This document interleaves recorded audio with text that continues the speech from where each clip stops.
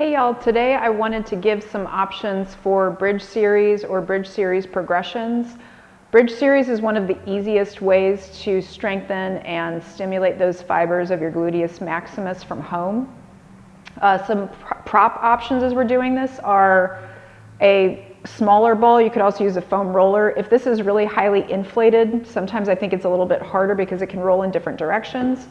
You can also use a TheraLoop or just take a TheraBand and tie it together. But first, because the glute ends up getting weakened or shut off rather neurologically from sitting, there's a few things you may want to do to make sure that you're connecting with your glute better at first. So one would be foam rolling your glutes and actually loosening up those fibers.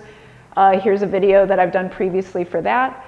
Another option would be groin, like rolling your groin, because the groin is part of the adductors, which counterbalances the abductors, of which the glute kind of falls more into, so video for that too. And then lastly, and this kind of goes in with that sitting bit, the quads end up getting tensed all the time because the knees are bent, and so the quads can overshoot the glute muscles, so video for that too. So doing some foam rolling, some loosening might change how you feel your bridge series. And I'm going to also go over just a couple of common errors that I see, which you'll kind of want to look at the mirror reflection behind me.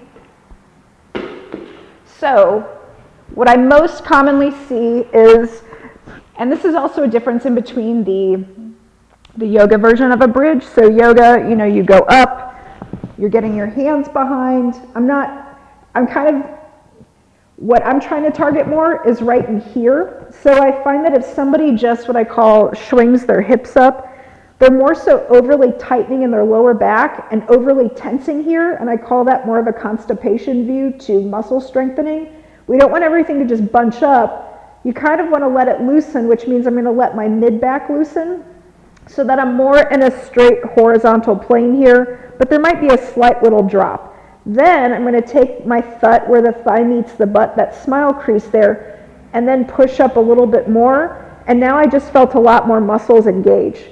The other most common thing that I see is as people are lowering and lifting is they end up over-engaging their quads and not realizing it, and they push backwards. So now as I'm lowering and lifting, I'm only using here. It's very minimally back here, which is where we're trying to target in the seat. So those are some overarching form things, and then I'm going to go through now the different leg positions that you can do to spice it up a little bit. Okay, so here are options for different leg and foot positions. So first is, you can kind of ignore the ball here, but I also could, this is another option, is to have balls in between, the ball in between the ankles. You can just do legs parallel, lowering and lifting. I'm just going to kind of go through these fast. One of the common things that I see is people will tend to rock out on one ankle as they're lifting and kind of do that number instead of staying truly there in terms of a lower lift. That is why the ball here can help with that. I could have the ball here to help with that. I could have, where's my band?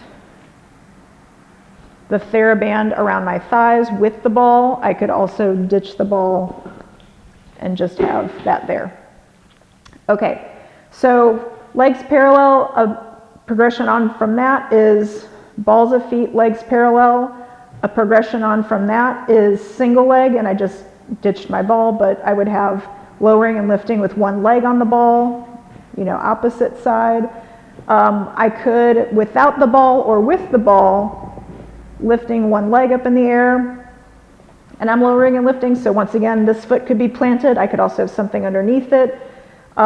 This, I think, is a little bit easier on a foam roller, this next portion, but I could be lowering and lifting or have the leg up and then be doing a hamstring curl simultaneously. So legs are up, this leg is moving back and forth. So that's kind of all of the ones that I can think of that are legs parallel. I can then go legs wide. You don't want to go super, super wide, but you know, wide enough, knees are over second toes, I'm lowering and lifting here. I can go to balls of feet, lowering and lifting there. Another one that I think a lot of places, like a lot of studios, don't practice, that they almost overemphasize the external rotators. Do knees parallel, provided that you don't have serious knee issues. Totally okay, and you might feel a lot of the inner thighs to inner quadricep line, which is weak on a lot of people and helps stabilize the inner knee. So we went from legs wide to they can be sort of wide, but knock-kneed, or parallel to knock-kneed. Lastly is feet in first position, lowering and lifting, and then I can also go to balls of feet in first position. Here too, especially if somebody has a heavy ballet background, I don't need to be super duper wide there. I can just be slightly turned out, and then knees once again more oriented through the middle, not splaying out to the sides. So hope you enjoy, and hope your rear end is too. Thanks for watching.